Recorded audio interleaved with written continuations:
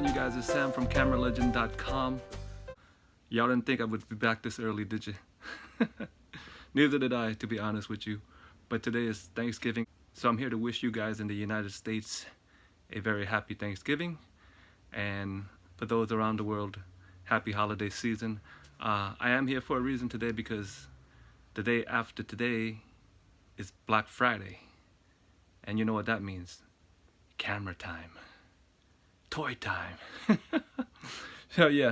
So today I'm here to recommend a couple of cameras strictly for beginning students, intermediates, or anybody who are just coming back into photography, who have just rekindled their interest in photography. Now, in the last episode I stated why I no longer recommend film cameras as a starter camera for the beginner. But definitely, if your interest in photography grows, then definitely get a film camera. But we're going to get to that in future episodes. But today, I'm going to start you off with a couple of low-budget options that are actually great cameras. Keep in mind, these cameras do not have video. They do not do 4K video, focus peaking, or any other things that we have in today's world. These cameras are strictly for photography, for taking still pictures, and I believe that they are a good bet for you guys who want to pick up on the art of photography. They are a good and cheap bet to learn photography on. So let's get to the cameras. Alright, you guys, so what we got here are two old school camera legends from the year 2004. To my left is the Canon EOS 20D, which is an 8.2 megapixel digital SLR, and to my right is the Nikon D70, which is a 6.1 effective megapixel digital SLR. Let's start first with a few quick specs on the 20D. It has an 8.2 megapixel APS-C size sensor with a crop factor of 1.6.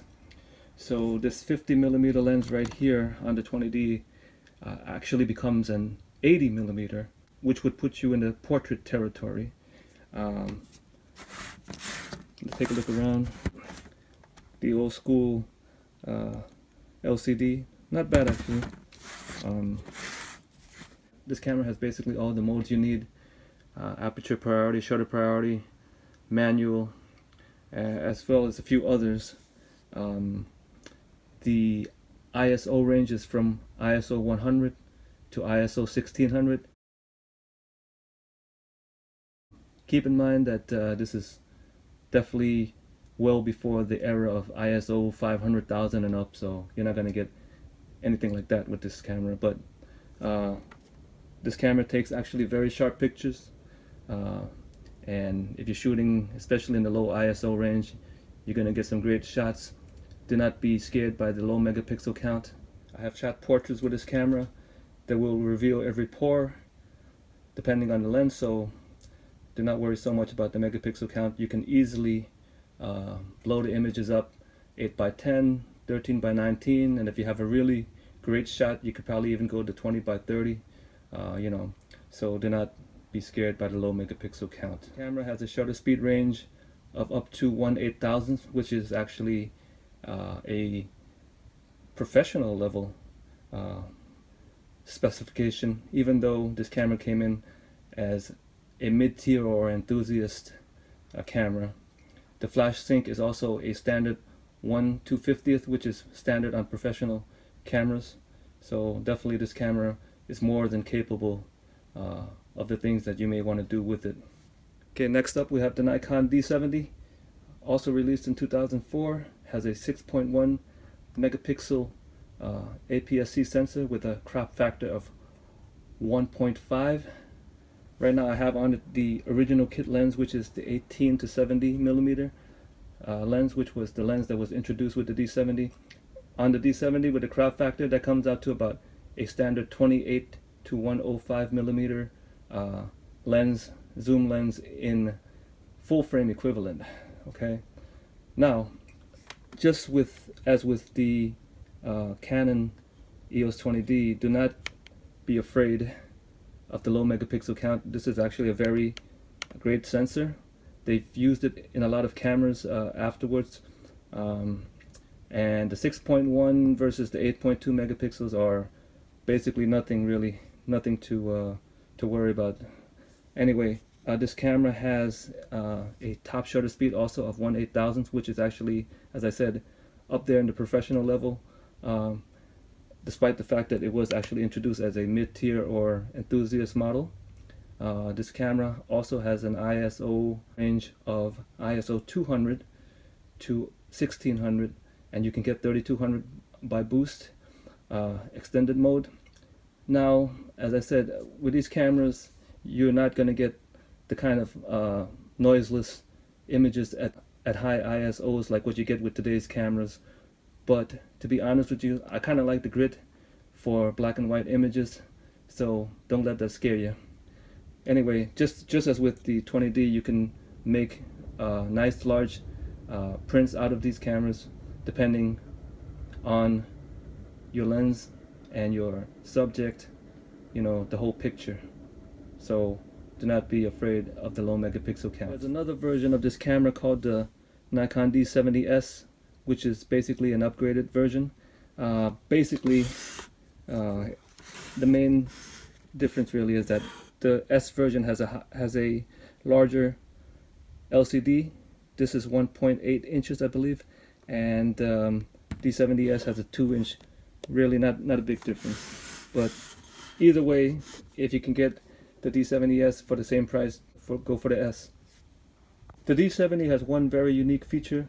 It has a flash sync of up to 1/500th of a second, which is better than the 20D, and it's not seen on many cameras. The only other camera from that era that I remember seeing that from the early 2000s was the EOS 1D 4.1 megapixel, I believe, also has the high flash sync. But this would be very useful. Let's say you want to take pictures of a model outdoors with a fast lens and you need to do a little fill lighting or something like that. It would be useful for that. Also, if you want to take those action freezing shots of skateboarders in the air, which I see are quite a phenomenon here on YouTube, that would work great for that. Now, if you don't mind stretching the budget out just a little bit and you decide to go the Nikon route, you could also seek out the Nikon D200. I'm not going to go too much into it. Now, I've used the other two cameras, but I've never written a review about them. This one I have written a review, so if you are interested in this camera, please go to the description. The link is in the description. Basically, it's a 10.2 megapixel APS-C sensor. The build quality is way above the other two, but as far as taking pictures, they're all going to look pretty similar. But anyway, this would be a great choice. And if you get the 50mm 1.8 AF Nikkor, if you can find it used and you're a savvy buyer, you could probably get this whole package for under $200. But if not, it's not going to cost you that much over $200. Just a quick word on lens recommendations. As an old school shooter, I actually prefer you start out with a 50mm 1.8 plastic fantastic. Either the Canon or the Nikon, depending on which camera you choose, would be fine. They're great lenses. You can find them cheap, especially on the used market. Even new, they just cost a little over $100. And the reason I recommend this as opposed to the kit lens is because with this lens, it's going to make the greatest first impression that when you're taking your photos. Because to be honest with you, sometimes when you're using the kit lens in the wide to mid range, you may get images that look almost like what you're getting already out of your iPhone, which is not going to impress you that much. You start out with this lens, you're going to get some really nice portraits, you're going to get some bokeh. You're going to have to learn how to move around, but I think that's actually going to be better for your photography skills, to learn the composition that way. Let's say you're too close, you probably have to move back a little bit to get everything in, but you know, you're going to learn better that way. Now, I'm not knocking the kit lens. You're probably going to need a kit lens, you know, if you want to do other stuff. So any of the kit lenses would be fine. I mean, they're nothing to write home about, but you can either get the Nikon 18-70 or 18-200 or 18 to 55 millimeters or the Canon 18 to 55 millimeter. But as I said, I'm trying to keep you guys within a budget, so $200 or less. So now would you believe that these three cameras together, not including the lenses, all three of them cost me just under $200. That's way cheaper than even one new body that you can buy today.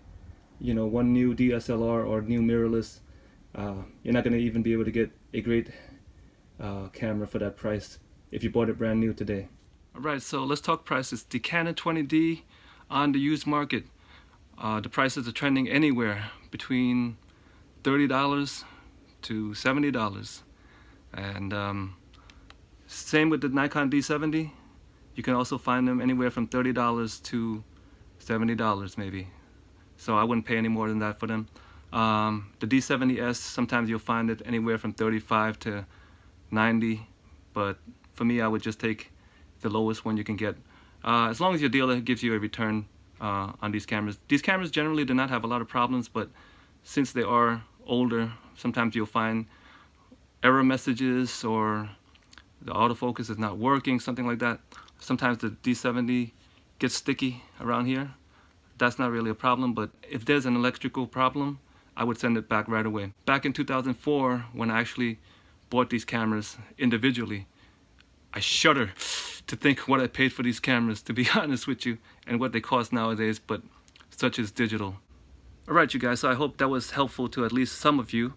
What I want to show is that you can still buy high quality cameras from the good old days of the mid-2000s that are perfectly capable cameras. These cameras will help you work on the basics of lighting, composition, aperture, shutter, flash, everything that you need to grow as a photographer. And because I'm always looking out for my fellow camera lovers, these cameras can be had very cheaply on the used market today. Alright, so thanks for sticking around. I am thankful to you guys for watching, for reading the blog, for watching this channel, helping it grow. I do appreciate you guys very much.